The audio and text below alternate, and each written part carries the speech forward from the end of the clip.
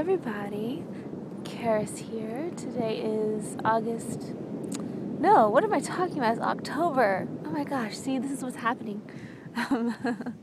So I'm on the beach here in Hermosa, getting a little sun drunk because I found myself getting a little too left-brained and crazy with a million to-do lists in my head. Shasta is coming up next weekend, and actually Leia is coming to town tonight, so everything officially starts tonight with the final preparations, and you know, a lot of stuff goes into these retreats, so it's just very intense. And also I find that when I put them on, I want to be holding a certain energy, so I don't want to do stuff when I'm really stressed or just very mental. I want to make sure that I bring the right vibration to everything I do. So after, you know, running around a bunch today and doing a bunch of stuff at the house, I decided that I needed to come out here and have some sun time. So I am, and this is the first time I've been able to lay in the sun in a couple weeks because I've been traveling so much, and that's what this video is about. It's about grounding travel, because I know the holidays are coming up and a lot of you guys are going to be traveling. So it's really important to remember to kind of bring your home with you rather than leave your home behind when you go. This can be done through bringing objects and stuff. When I really started learning this was back this past year when I was doing a lot of work with Kim Cochran, and she and I were talking a lot about how, classic to a lot of starseeds, I never really felt like I had a home anywhere. And on one hand, it's not really that bad, because if you don't ever feel like you have one, it's not like there's anything to miss. But on the other hand, there's this incredible nostalgia.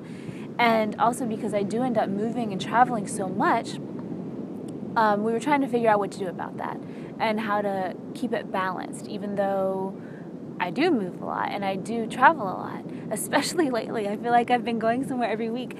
I went to see Amanda Flaker in Utah, and I just got back a couple days ago, and when I was going to the airport, I had just come back from visiting Mike in in Idaho. See, this is what I'm doing. I ended up being around a lot of high desert mountains, though. There's a blackbird. I was wondering when they were going to show up. They tend to come around.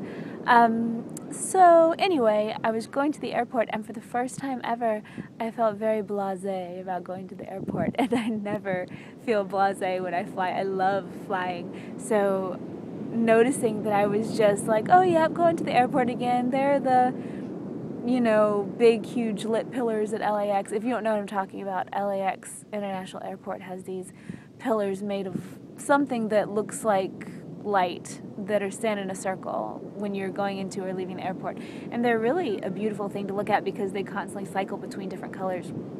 So anyway, that's like the landmark of the airport, and I was like, oh yeah, there they are again. And then I realized, hey, I'm blasé about flying. Oh my gosh, that's really cool. That means I'm traveling a lot. So it's kind of double-sided thing. And then of course I wasn't blasé about it anymore once I realized how awesome it was that I was blasé about it. But that's what it's like to be in my brain. Sometimes it's confusing. Anyway, so I have been traveling a lot, and granted, it's very easy for me to stay grounded because I'm outside all the time.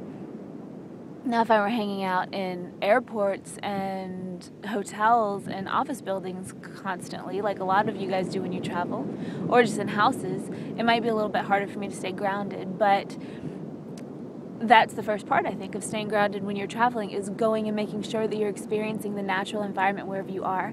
And the most important thing to remember for all you light workers, because I'm pretty positive that anyone watching this video is a light worker, and that just means that you have a lot of healing and activation energy within you, so you don't even really have to do anything, and you're healing the space around you. And especially if you concentrate on remaining present, then you're really healing the space around you. Gaia told me once that it was like almost being a water filter, like a Brita filter or something. If you keep your consciousness very anchored in your body and in the moment, then you literally purify the energy that you find yourself in, no matter where you are.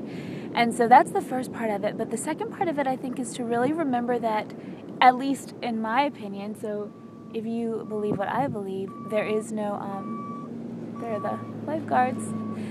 If you believe what I believe, then there's no coincidences. So if there's no coincidences, then that means not only do you need to be wherever you are at any given time, then that means that wherever you are needs you as well, because as there aren't any coincidences, there's also life everywhere. We live in a sentient, conscious universe. So wherever you go, you're balancing some equation out.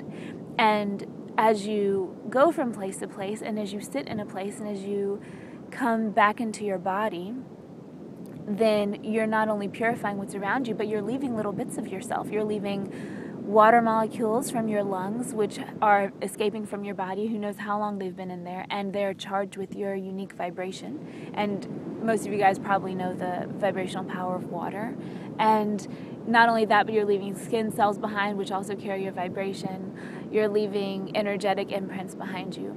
And about settling into your body, I've found lately that I'm pretty, and I think a lot of you guys will recognize this and relate, I tend to be about between 10 and 20% popping out of the front of my body at any given time. It's like I am always moving a little bit faster than the rest of my body. And when I settle back into it, like leaning back into a big comfy couch or a pillow or something, then the entire back of my body gets activated, and the back of your chakras are where a lot of your energy receptors are. So if you have an issue with receiving, which I know a lot of light workers do, that might be a good practice in your quiet times, even if you don't have time to sit and meditate, if you're just walking from room to room, or taking a shower, or driving, or whatever it is, to imagine that you are settling back into your body and sealing into your body, rather than popping out a little bit in front and kind of leaving the back with no conscious energy body in it. That's a little bit a strange thing to say, I know. Some of you guys probably will have no idea what I'm talking about, but I think some of you will. Anyway, let's see what else. Some interesting stuff is going on. My online intuitive course is up. It's going to run from October 29th to November 16th, and there's a level 1 and a level 2 going on, which you can register for one of. That's on my website. And let's see, we're doing 2 bliss outs in January. One's in Hawaii, and as of now, me and Athena Ziegler, who is an amazing intuitive aromatherapist, I just love her. You guys will too. Eventually I'll catch her in a video and you'll see why she's amazing. But we're looking for a house to rent in Hawaii. It's been a kind of a convoluted, meandering path to find this right house, so I wonder where we're going to end up. And then I'm going to be doing the Bliss Out with the Elves, which I just posted a video on a couple days ago here on my YouTube channel. So, and that's going to be in Utah. So, yeah, there's stuff coming up. And then February, we're planning a Bliss Out in San Francisco. And then March, potentially a cross-country skiing Bliss Out in Idaho. So there's a lot of stuff coming up. None of them are open for registration yet, though. The only thing open for registration is the Intuitive Development course, which is from your house because it's internet-based. So that's all I have for you today. Just remember that the holidays are coming. Things are crazy. Time is moving faster than ever before. I have no idea what's going on half the time. Just have to be in the moment and try to enjoy everything because it's fun, and I don't think we'll feel like this again. I think that this is one of those crazy culminating years where everything is shifting and changing, and no matter how crazy things are for you, eventually you'll be nostalgic about this stuff right now. So think about it like that. Sometimes living in the future is fun because you can live the present like it's a memory, and sometimes that's a really amazing way to ground. As funny as that sounds, it's been helpful for me over the years. Anyway, go in peace. I'll probably be posting some videos with Leia this week since she's here, and we'll be telling you what's going on leading up to Shasta. And then, of course, there'll be videos of Shasta. But besides that, I'll let you know of other things soon. And go in peace, and I'll talk to you again very soon.